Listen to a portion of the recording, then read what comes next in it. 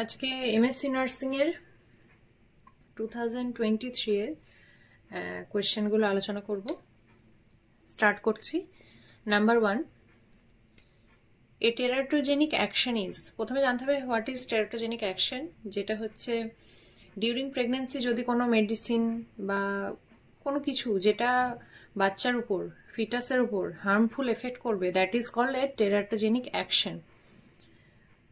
এখানে চারটে অপশন দেওয়া আছে। Number A, toxic action on the liver, negative action on the foetus causing foetal malformation, toxic action on blood system, toxic action on kidneys. এখানে correct answer হচ্ছে একদম clear, কোনো confusion নেই, negative action on the foetus causing foetal malformation. Number 2, which of the following local anesthetics is called universal anesthetic? Universal anesthetic কাকে বলছে? প্রোকেন, lidocaine, রুপিভ্যাকেন, বুপিভ্যাকেন। বুপিভ্যাকেনটা স্পাইনালে use হয়, spinal তো আর universal নয়। বাকি রুপিভ্যাকেন রেয়ারলি ইউজ হয়, প্রোকেনও রেয়ারলি ইউজ হয়। তাই lidocaine is the universal anaesthetic agent. Number 3, norepinephrine produces. Norepinephrine হচ্ছে it's an peripheral vasoconstrictor. Norepinephrine হচ্ছে পেরিফেরাল ভ্যাসোকনস্ট্রিক্টর, দ্যাটস ওয়াই সেটা কি করবে? প্রডিউসেস ভ্যাসোকনস্ট্রিকশন, ভেসেলকে কনস্ট্রিক্ট করবে। ভ্যাসোডাইলেটও করবে না, ব্রঙ্কোডাইলেটেশনও করবে না, আর decrease potassium concentration in the প্লাজমাও করবে না, only vasoconstriction. Norepinephrine vasoconstriction. Number 4, chronic long-term therapy of myasthenia gravis is usually accomplished with, কোন মেডিসিনটা আমরা বা কোন মেডিকেল ট্রিটমেন্ট যেটা আমরা মায়াস্থেনিয়া গ্রেভিসে লং বা ক্রনিক লং টার্ম থেরাপিতে ইউজ করে থাকি? Edrophonium, echothiophate, neostigmine, carbachol. সঠিক অ্যান্সার হচ্ছে neostigmine. Most commonly used model of care in ICU. আইসিইউতে কোন মডেল অফ কেয়ারে আমরা কেয়ার দিয়ে থাকি? নার্সিং ফাউন্ডেশনের কোয়েশ্চেন। ইন্টেন্সিভ কেয়ার ইউনিট মানেই হচ্ছে টোটাল পেশেন্ট কেয়ার, আমরা টোটাল পেশেন্ট কেয়ার দেব। অপশানে রয়েছে turn nursing, total patient care, functional nursing, primary nursing. আমাদের কারেক্ট অ্যান্সার হচ্ছে total patient care. Number 6, highest incidence of ectopic pregnancy is in.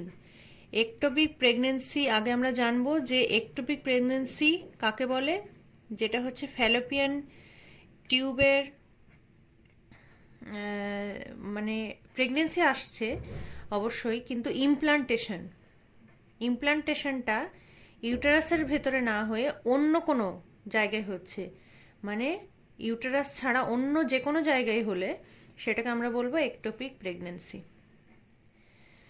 তো আলাদা আলাদা এখানে অপশন দিয়েছে, অ্যাম্পুলা, ইস্থমাস, ওভারি, ফিমব্রি। সব থেকে হাইয়েস্ট এখানে সব জায়গাগুলোতেই হতে পারে, এখানে চারটের মধ্যে যেখানেই হবে সেটাকেই আমরা বলবো একটোপিক প্রেগনেন্সি। কিন্তু হাইয়েস্ট ইনসিডেন্স মানে সব থেকে বেশি কমন কোনটা দেখা যায় না? অ্যাম্পুলাতে। Highest incidence of ectopic pregnancy ভীষণ ইম্পর্টেন্ট কোয়েশ্চেন, এটা দেখা যায় অ্যাম্পুলাতে, আমরা দেখতে পাবো। Which term represents a pair of contrasting characters? Number 7, contrasting বা অপোজিট, এটা একটা কনফিউশন মানে কোয়েশ্চেন। এটা সে সময় মানে পরীক্ষার হলে নাও মনে পড়তে পারে যে মানে কন্ট্রাস্ট বলতে কি বলতে চাইছে। Heterozygous, homozygous, codominant genes, allelomorphs. Answer হচ্ছে হেটেরোজাইগাস। এটাই হচ্ছে কন্ট্রাস্টিং পেয়ার বা ক্যারেক্টার রিপ্রেজেন্ট করছে। চলে যাবো number 8-এ।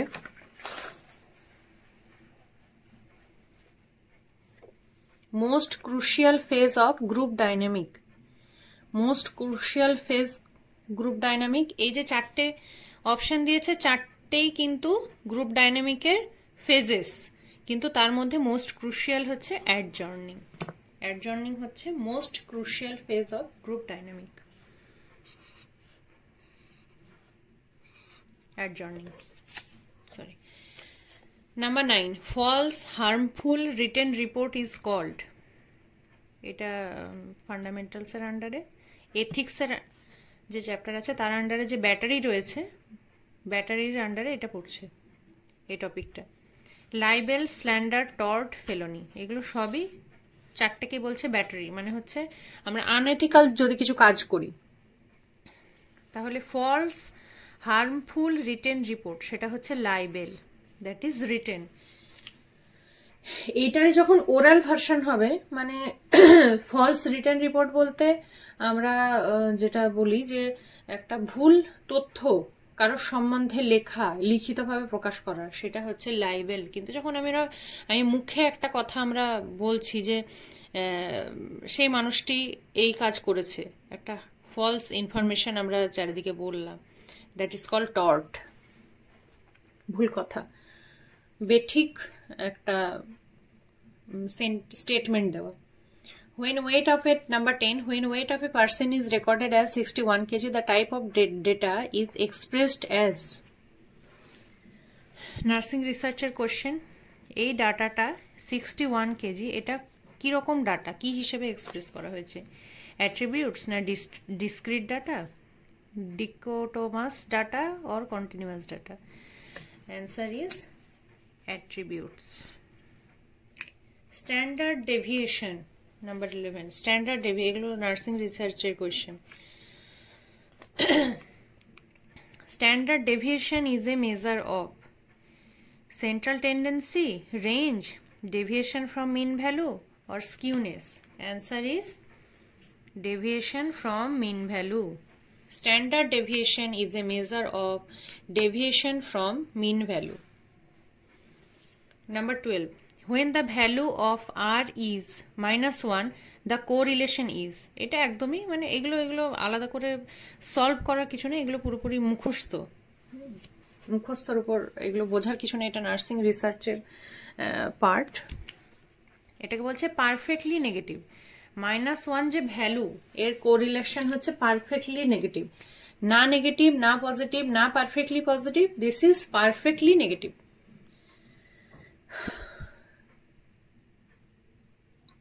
Number 13, in a survey, socio-economic status, ACS, was collected in the following manner: lower middle, upper middle, upper. What type of variable is ACS or socio-economic status? এটাও nursing রিসার্চের আন্ডারে, যে এই যে আমরা বিভিন্ন লেভেলে ভাগ করে দিচ্ছি, লোয়ার মিডল, আপার মিডল, আপার, এই র্যাঙ্কিং যেটা, সেটা কোন টাইপ অফ ভ্যারিয়েবল আন্ডারে পড়ছে? This is ordinal.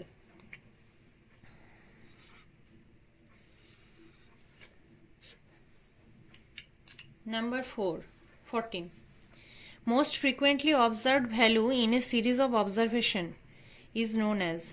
Most frequently observed value মানে হচ্ছে মোড, এটাও নার্সিং রিসার্চের question. Most frequently observed value, আমি এক্সাম্পল দিয়ে এটা বোঝাচ্ছি।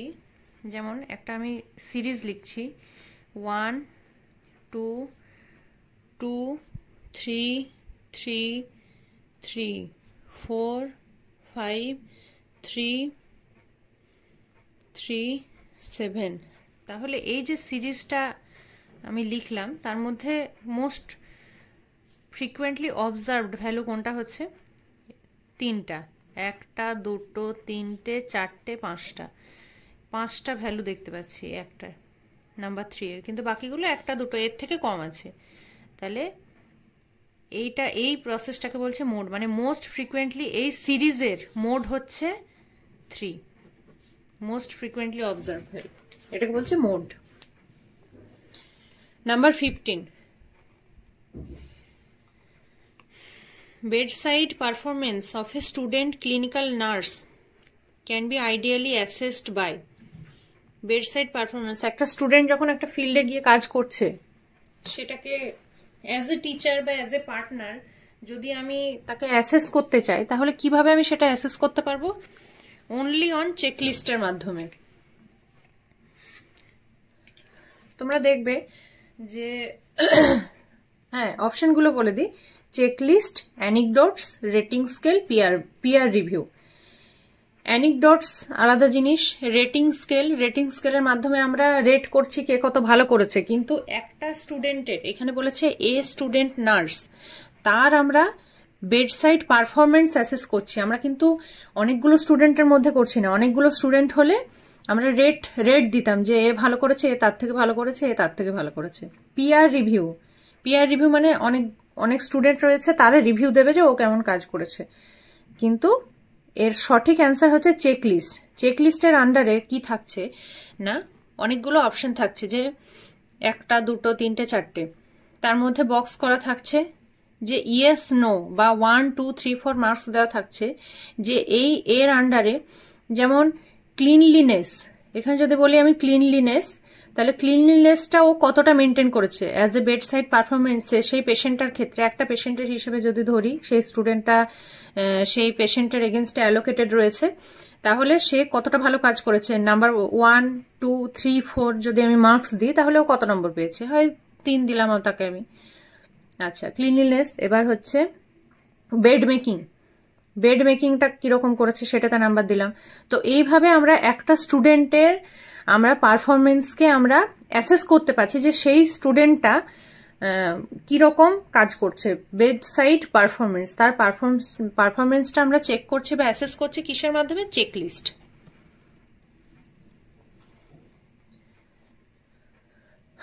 Number 16. Every subordinate should receive orders from and be accountable to only one superior is called. বলছে every subordinate, মানে এক্সাম্পল দিচ্ছি আমি, তার আগে অপশন বলে দিই: scalar chain, centralisation, unity of command, unity of direction. তো এভরি সাবঅর্ডিনেট মানে একটা আমি এক্সাম্পল দিচ্ছি, একটা স্টাফ নার্স কার অর্ডার ফলো করবে? একটা সিস্টার ইনচার্জের অর্ডার ফলো করবে। একজন সিস্টার ইনচার্জ কার অর্ডার ফলো করবেন? একজন ডিএনএস ম্যাডামের। একজন ডিএনএস ম্যাডামের উপরে কে থাকছেন? অ্যাসোসিয়েট ডিএনএস বা অ্যাসোসিয়েটেড এনএস, হ্যাঁ, এএনএস থাকতে পারেন। এএনএস এর উপরে থাকছে আমাদের এনএস বা নার্সিং সুপারিনটেন্ডেন্ট। এই যে একটা চেন থাকছে, এনএস ম্যাডাম, তারপরের যে ডিএনএস ম্যাডাম, আমি সহজভাবে বলছি আর মিডিলগুলো বলছি না। NS madam, DNS madam, sister incharge, then staff nurse. তো এই যে 4টে ভাগ পর পর, তারপরে আমরা তাদের কাছে অ্যাকাউন্টেবল। ঠিক আছে, আমার যদি কোনো প্রবলেম হয় বা আমাকে কোনো ইনফরমেশন দিতে হলো, আমি কিন্তু ডাইরেক্ট এনএস এর কাছে, ডাইরেক্ট ডিএনএস এর কাছে আমরা চলে যেতে পারি না। আমরা ফার্স্টে যাব কোথায়? ইনচার্জের কাছে আমাদের। তা সে ইনফরমেশন হয় পাস করবে বা তার মাধ্যম দিয়ে আমি পাস করব। এটাকেই বলছে ইউনিটি অফ কমান্ড, যে আমরা থ্রু প্রপার চ্যানেল যাকে বলে, এটাকে বলছে unity of command. Number 17. Major factors of the development of curriculum. Curriculum development, educational psychology, social change, educational philosophy, all of the above. এর মধ্যে সবগুলোই পড়ছে। ডেভেলপমেন্ট অফ কারিকুলামে এডুকেশনাল সাইকোলজিও পড়ছে, সোশ্যাল চেঞ্জও পড়ছে, এডুকেশনাল ফিলোসফি পড়ছে। তাহলে এটার অ্যান্সার হবে all of the above.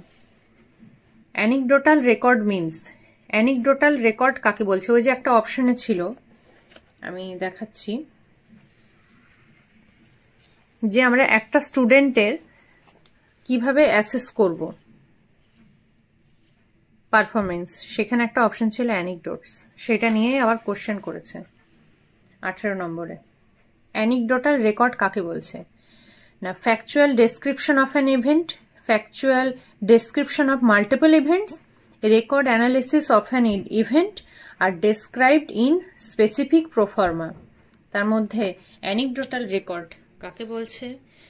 Factual description of multiple event, ঠিক আছে, মাল্টিপল ইভেন্ট ঘটনা তার একটা ফ্যাকচুয়াল ডেসক্রিপশন, সেটাকে বলছে anecdotal record. Number 19, if the test measured what it seeks to measure, it is known as, এটা একটা ডেফিনেশন, হ্যাঁ, এটা একটা ডেফিনেশন বইয়ে থাকবে। The test measured what seeks to measure, সেটা হচ্ছে ভ্যালিডিটি।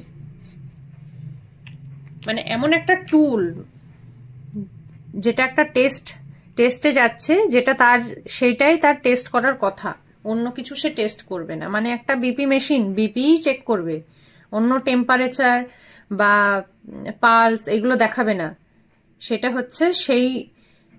হচ্ছে সেই বিপি মেশিনের ভ্যালিডিটি, যে ওইটাই ও মেজার করছে, ও অন্য কিছু মেজার করছে না। So if the test measured what it seeks to measure, it is known as validity. Number 20, education is the manifestation of perfection already existing in man. তার অ্যান্সার কে বলেছিলেন? স্বামী বিবেকানন্দ।